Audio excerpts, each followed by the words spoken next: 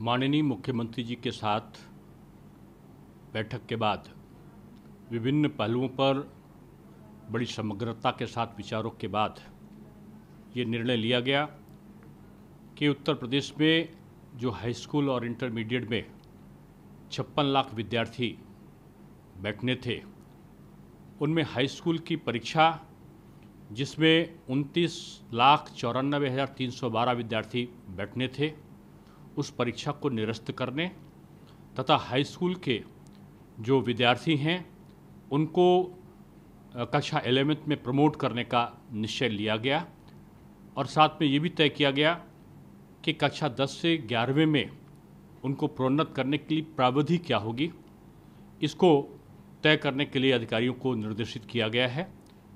इसी तरीके से समग्रता के साथ विचार करने के बाद छात्रों के भविष्य को देखते हुए और इंटरमीडिएट की परीक्षा का महत्व को दृष्टिगत रखते हुए जो 26,10,316 विद्यार्थी इंटरमीडिएट में जो माध्यमिक शिक्षा परिषद प्रयागराज में बैठने थे, उनके बारे में ये निर्णय लिया गया कि यदि परिस्थितियां सामान्य रहती हैं तो जुलाई के द्वितीय सप्ताह में इंटरमीडिएट की परीक्षा को कराने के बारे में विचार किया जाएगा। और साथ में ये भी तय किया गया कि जैसे प्रतिवर्ष जो प्रश्न पत्र में क्वेश्चन पूछे जाते थे वो 10 में से 5 क्वेश्चन करने होते थे। इस बार की परीक्षा में जो समय अवधि 3 घंटे की थी इंटरमीडिएट में, उसको घटा के 1.5 घंटा कर दिया गया है और साथ में जो 10 क्वेश्चन में 5 करने होते थे उनकी जगह विकल्प दिया गया है कि 10 में से केवल 3 प्रश्न को ही चयनित करना है, विद्यार्थी को करना है। इस प्रकार की व्यवस्था करके परीक्षा को संपादित कराने का और समय से उसके बाद परीक्षा फल निकल सके, इसकी तैयारी माध्यमिक शिक्षा परिषद प्रयागराज के द्वारा किया गया है।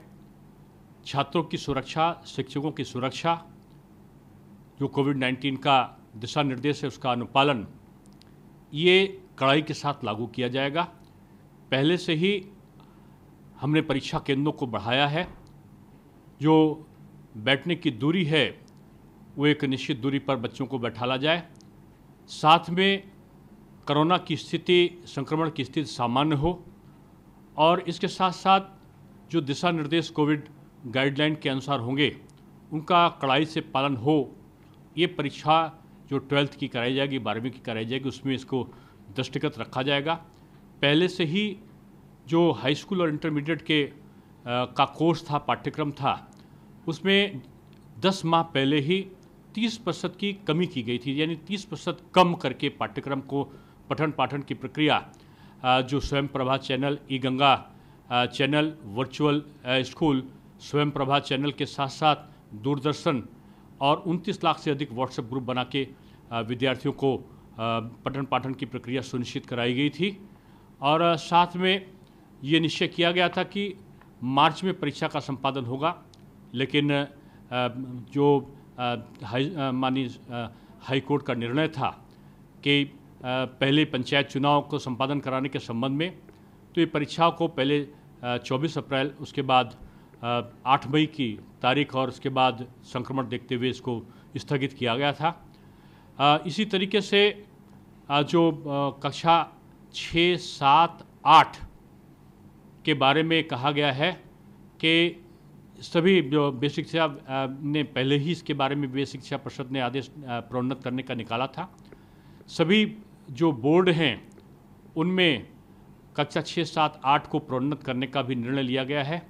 इसी प्रकार से 9 और 11वीं की कक्षाओं में भी विद्यार्थियों को प्रोन्नत करने का निर्णय लिया गया है। ये आदेश सभी बोर्डों पर जो माध्यमिक शिक्षा परिषद के अतिरिक्त जो बोर्ड होंगे, यदि उन्होंने निर्णय कोई अलग से नहीं लिया है तो यह निर्णय 9th और 11th को भी प्रमोट करने का सभी बोर्ड पर समान रूप से लागू होगा। किसी को अगर कोई शिकायत होगी तो जो जिला स्तर पर जो नियामक समिति जिलाधिकारी के अंतर्गत बनी है उसके सामने कोई भी प्रत्यावेदन दे सकता है।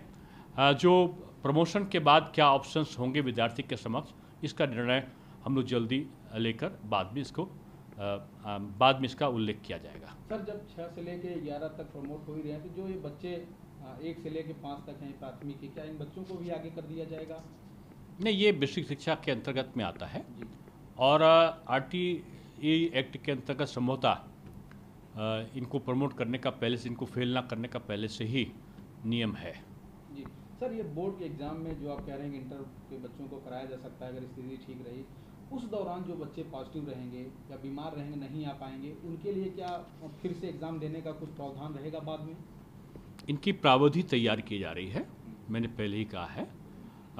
कोरोना संक्रमित परिवार या बच्चों की सुरक्षा का उनको किस प्रकार से अवसर प्राप्त हो, इसकी पूरी चिंता की जाएगी। जी, और सर जैसे जो बच्चे एग्ज़ाम देने आएंगे, हाँ आपने कहा वो तैयार हो रहा है, लेकिन क्या वो जो ये कोरोना की जांच है ये सब करा के वहाँ सेंटर पहुँचेंगे, या किस तरह के सोच रहे हैं, टीचर हो या स्टूडेंट हो, मतलब ये दिक्कतें वहाँ सेंटर तक ना देखिए, पहुंचे, आज इसके लिए? हम लोगों ने परीक्षाओं के संपादन के बारे में विचार किया है। निश्चित रूप में जो भी अध्यापक जाएंगे, प्रयत्न ये होगा कि उनका वैक्सीनेशन हो। अभी से उनसे आग्रह किया गया है कि वैक्सीनेट अपना रजिस्ट्रेशन करा लें और उनका वैक्सीनेशन हो। 18 साल से ऊपर के जो बच्चे होंगे वो भी वैक्सीनेशन के लिए रजिस्टर्ड करा लें और उनका भी वैक्सीनेशन की प्रक्रिया जो 18 साल से ऊपर है नियमानुसार उनकी हो सके, या उनके अभिभावकों को वैक्सीनेट किया जा सके। इसके लिए भी पहले से ही माननीय मुख्यमंत्री जी ने निर्देश निर्गत कर चुके हैं। सर, केंद्र का एग्ज़ाम कराने का निर्णय लिया तो उसमें कुछ लोग सुप्रीम कोर्ट चले गए थे कि ये महामारी के दौरान ये सब ना हो, तो अगर आने वाले समय में अगर यूपी सरकार खिलाफ कोई जाता है तो उसमें क्या करेंगे आप? नहीं, देखिए, ये तो भविष्य की संभावनाओं की बात है। हमेशा से सभी लोग जो भारत के नागरिक हैं संविधान में, विधि और विधान में विश्वास रखते हैं। सभी को न्यायालय के आदेश का पालन करना होता है।